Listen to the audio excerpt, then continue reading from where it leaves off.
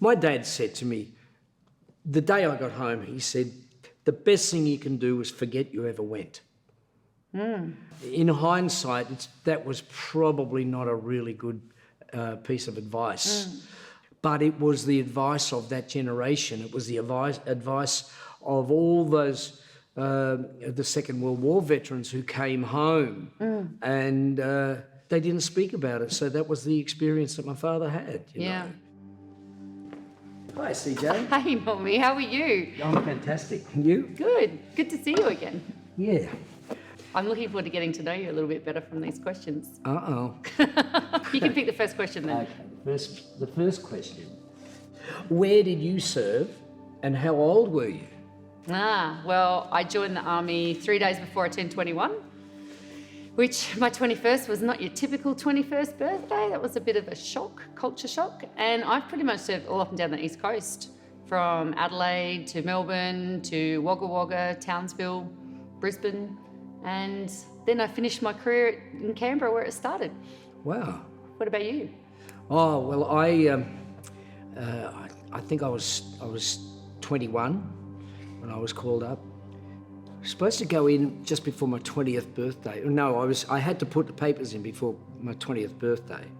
And then I was called up for national service, which I call press gang.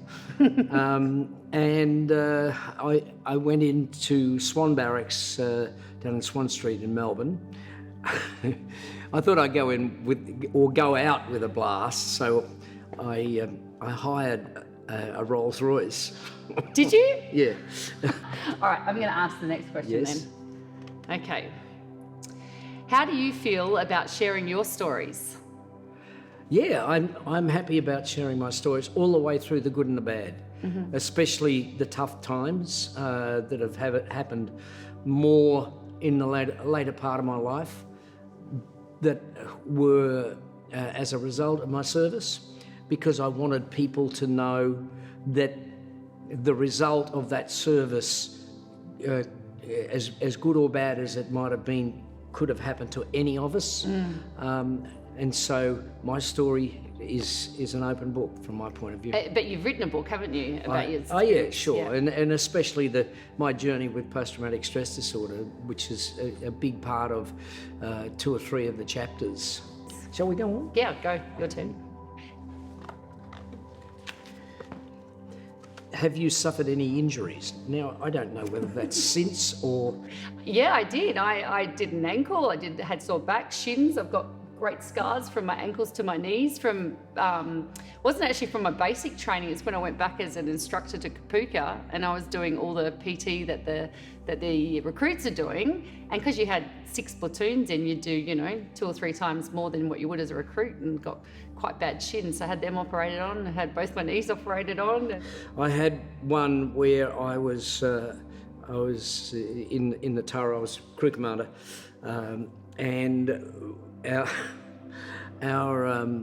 troop leader, our fearless troop leader, oh my God, he decided that he wanted to do a cavalry charge across this open savanna land, and the grass was about 6 feet high, and he wanted to do this sweep of armoured personnel carriers in 2-up formation. So that's 1, 2, 3, 1, 2, 3. And that's out there, and all the way back to the tail end at 25 kilometres an hour.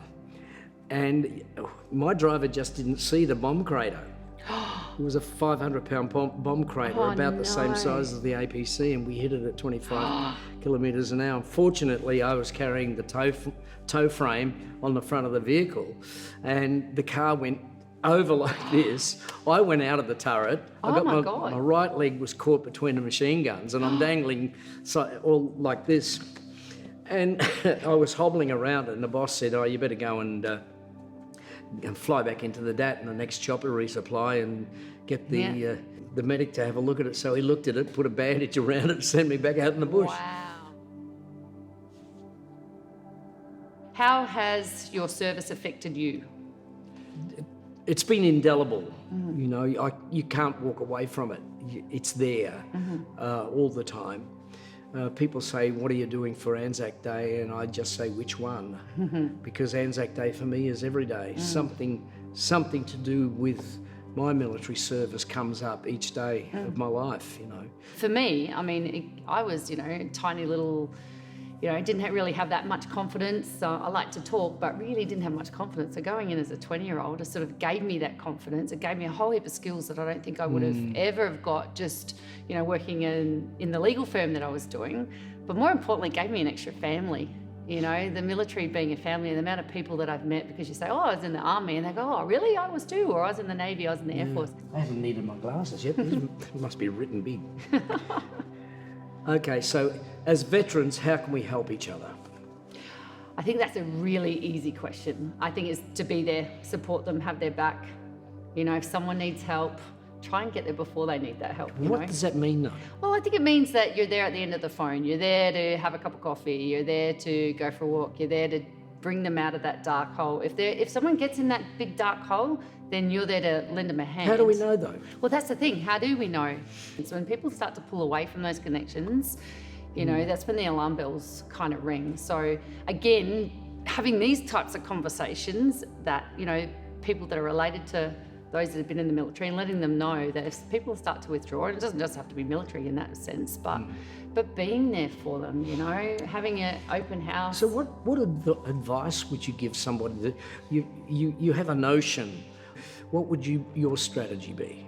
Normally for people like that, I'd give them a call, ask them for a lunch or bite to eat or exercise, because for me, whenever I've had a bad time, it's going into the ocean and, going for a walk and being around people.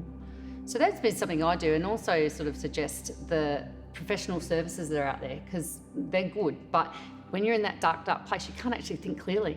You have to help them, and sometimes it might be like, come with me, we're going to go see the GP, or come with me, we're going to make an appointment, or we need to go to hospital, or sometimes they're just lonely and they just need someone to talk to because they forget how to engage. Sure, because one of the bad things about depression is you withdraw. I have a system. I actually can more or less sense when somebody's having a bad time. It may not even be somebody that I know. People come up to me when I do shows, and I sense, and I just, don't you go away, I want to talk to you. Yeah. So then we have a chat. Because you've been there, right? You've been there and you can sense it, I reckon. And I just, the first thing I say to them or ask them is, when was the last time you were with the mates you had overseas? When was it? Because I don't know what your experience is. Yeah, but they do, right? But I can tell you who does. Yeah.